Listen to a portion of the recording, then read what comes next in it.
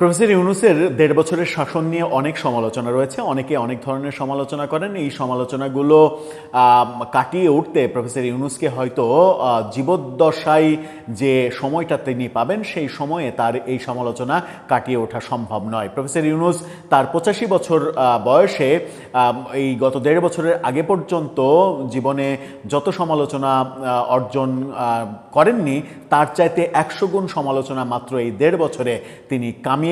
এটা তার মানে জীবনের অন্যতম একটা ঘটনা, মানে উল্লেখযোগ্য ঘটনা। হয়তো এই সমালোচনা কামানোর জন্যই তিনি এই ১.৫ বছরের মেটিকুলাস শাসন ব্যবস্থার দায়িত্ব নিয়েছিলেন। প্রফেসর ইউনূসের বিরুদ্ধে বহু সমালোচনার মধ্যে এবার ভয়াবহ যে সমালোচনা সামনে এসেছে এবং প্রমাণসহ সামনে এনেছেন বাংলাদেশের প্রথিতযশা আইনজ্ঞ, আইনবিদ, আইন বিশেষজ্ঞ, সংবিধান বিশেষজ্ঞ ডক্টর শাহদ্বীন মালিক। ডক্টর শাহদ্বীন মালিককে প্রফেসর ইউনূস তার মেটিকুলাস সরকারের যে সংস্কার কমিশন, সেই সংস্কার কমিশনের সংবিধান সংস্কার কমিশনের প্রধান হিসেবে রাখতে চেয়েছিলেন, কিন্তু ডক্টর শাহদ্বীন মালিক সেটা প্রত্যাখ্যান করেছিলেন, দায়িত্ব নিতে অস্বীকৃতি জানিয়েছিলেন। তারপরে মেটিকুলাস প্রফেসর আলী রিয়াজকে তিনি ভাড়া করে এনেছিলেন, বিদেশি এই নাগরিককে। তারপরে সংবিধানের ১২ সরাদ্দ করার চেষ্টা করেছেন। ডক্টর শাহদ্বীন মালিক এরপরে একটা সাক্ষাৎকারে বলেছিলেন তার জীবনের শ্রেষ্ঠতম সিদ্ধান্ত হচ্ছে অন্তর্বর্তী সরকারের ওই প্রপোজাল মেনে না নেয়া, সেই দায়িত্ব না নেয়া। তিনি পরবর্তীতে উপলব্ধি করতে পেরেছেন যে প্রফেসর ইউনূসের আন্ডারে এই কমিশনের দায়িত্ব নিলে তার সারা জীবনের অর্জন শেষ হয়ে যাবে মাত্র এই কয়দিনের দায়িত্ব পালনের জন্য। সেই শাহদ্বীন মালিক এবার প্রফেসর ইউনূসের বিরুদ্ধে রাষ্ট্রদ্রোহিতার অভিযোগ এনেছেন। প্রফেসর ইউনূস সংবিধানের স্পষ্ট লঙ্ঘন করেছেন।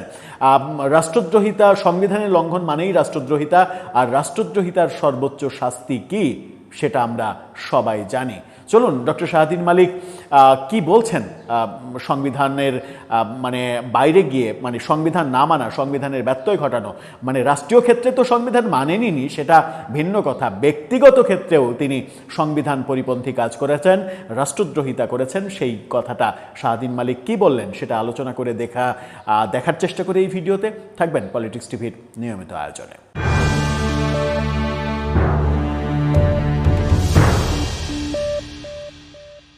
দর্শক, বলছিলাম প্রফেসর ইউনূসের রাষ্ট্রদ্রোহিতার কথা। তার আগে একটি মানবিক কথা বলতে চাই। ফুড ফর অল এই শিরোনামে একটি নতুন চ্যানেল, যারা অসহায়, ক্ষুধার্ত, দুস্থ মানুষের পাশে রান্না করা খাবার নিয়ে দাঁড়াতে চাইছে, তাদের এই মানবিক উদ্যোগটাকে সমর্থন করতে ডেসক্রিপশন বক্সে লিঙ্ক দেওয়া আছে চ্যানেলের, সেখানে সাবস্ক্রাইব করে অন্তত তাদেরকে অনুপ্রাণিত করবেন। চলে যাচ্ছি মূল আলোচনায়।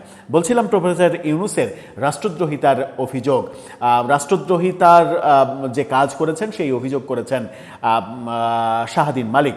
ডক্টর শাহদ্বীন মালিক সম্প্রতি কালের কণ্ঠের সঙ্গে যে সাক্ষাৎকার দিয়েছেন, সেই সাক্ষাৎকারেরই একটি অংশ নতুন করে আলোচনায় এসেছে, যেখানে তিনি অভিযোগ করছেন প্রফেসর ইউনূস সংবিধান বিরোধী কাজ করেছেন নিজের স্বার্থ উদ্ধারের জন্য, এবং সেটা স্পষ্ট রাষ্ট্রদ্রোহিতা।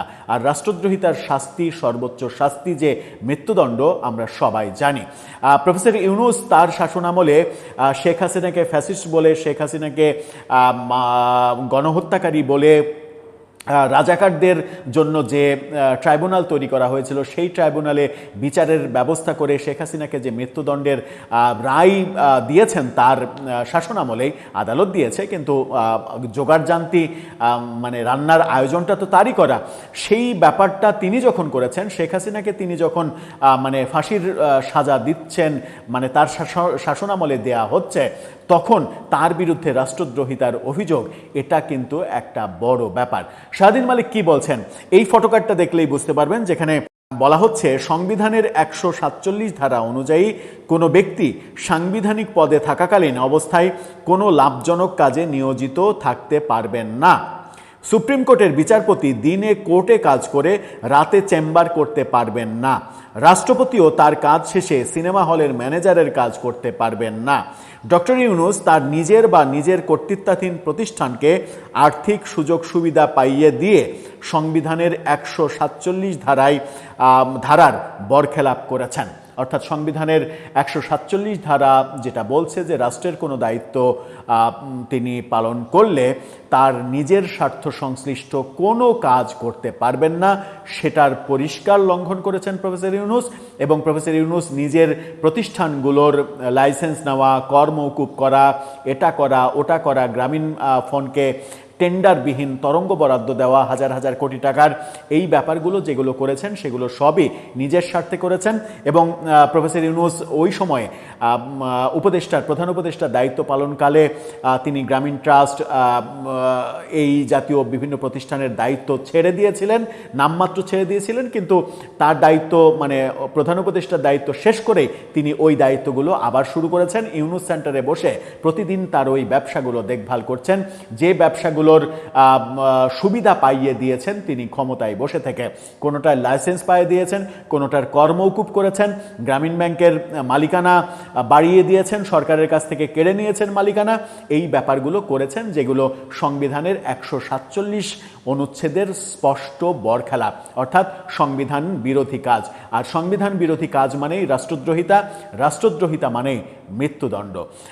এই যে অভিযোগটা শাহাদীন মালিক করলেন, যদি এই অভিযোগ প্রমাণিত হয়, যদি কেউ আদালতে যান, যদি আদালত এই ব্যাপারে সঠিক তদন্ত করে ব্যাপারগুলো বোঝার চেষ্টা করেন, তাহলে কি সত্যিই এটা প্রমাণিত হবে?